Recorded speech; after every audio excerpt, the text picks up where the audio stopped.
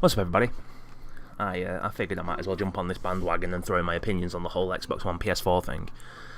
Now, before we start, let me give you a bit of background on me. I've been a gamer longer than most of you have even been alive.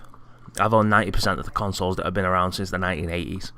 Now, I never wanted the Virtual Boy because, well, I like my brain without a tumour, and I didn't want to pay the insane prices for Neo Geo games, so I avoided those two.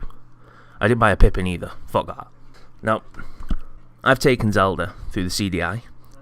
I was one of the few that managed to learn how to fly. Where did you learn to fly? I was the Kasumi Ninja. And I even braved the original Castle of Wolfenstein. I've walked through Simon's Quest. I drove around the world on Monaco GP. I was one of the few that shone in the darkness, travelled in time with turtles, took Link around Hyrule, and was there when the world realised Samus Aran was a girl.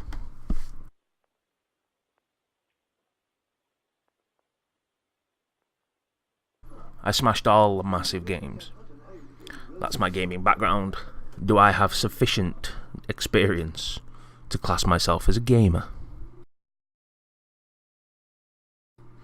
The reason I ask this is that there are videos on YouTube made by children that are no older than my last shit, and they go on about the good old days of gaming when they played Super Mario on their Wii. Now, the good old days of gaming was smashing DuckTales in One Life on the NES, dropping Apollo, Clubber Lang and Drago on the Master System without going down once, taking out Contra with no code, going so far back as E.T. on the Atari. Yeah, that's right. motherfucking T. I own that shit. I own that shit that scarred me for life. That little creepy brown turd. Anyway, here we go.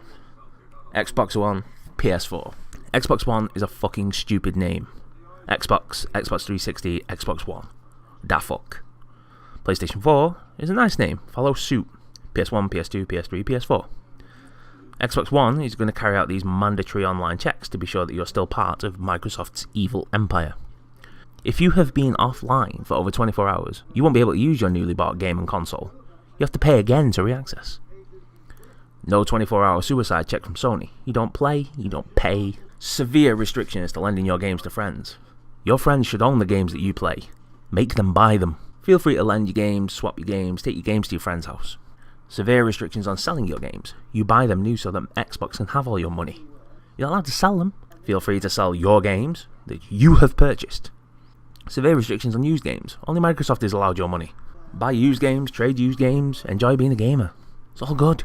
Mandatory camera. We want to watch you. We want to watch your kids. We want to watch your girlfriend. We want to watch your mum. No 24-hour pervert camera on the PlayStation. We don't want to watch you while you're sleeping. Gold Xbox Live account is required to access Netflix. Microsoft wants your money first before you start giving it to other companies. Netflix is accessible for free on the PlayStation. Just pay for it like always.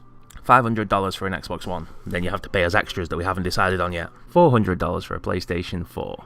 You have to buy PlayStation Plus, but you know what? We'll give you free games each month. It really is this black and white. Now, the next bit is a proper worst case scenario thing.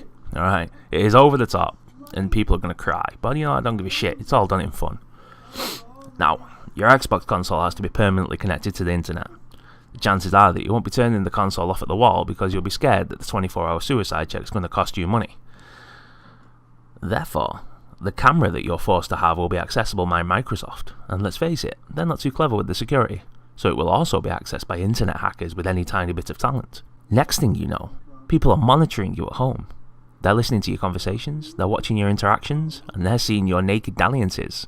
And all of this is being stored on a server. So one day you find that video of you masturbating has appeared on some porn site. It's closely followed by that night of passion you had with your inflated girlfriend. This then appears on Facebook. All of your friends are laughing at you. People who don't know you are sharing the video, so all the people are laughing at you. Your family are disgraced with you. So, you go home, and in front of your newly acquired Xbox, you kill yourself. But the camera's still on. Microsoft then put the video on YouTube and make money off you because the video is monetized. So even in death, you're giving Microsoft money. You died as their bitch. And you know what? You paid for the privilege.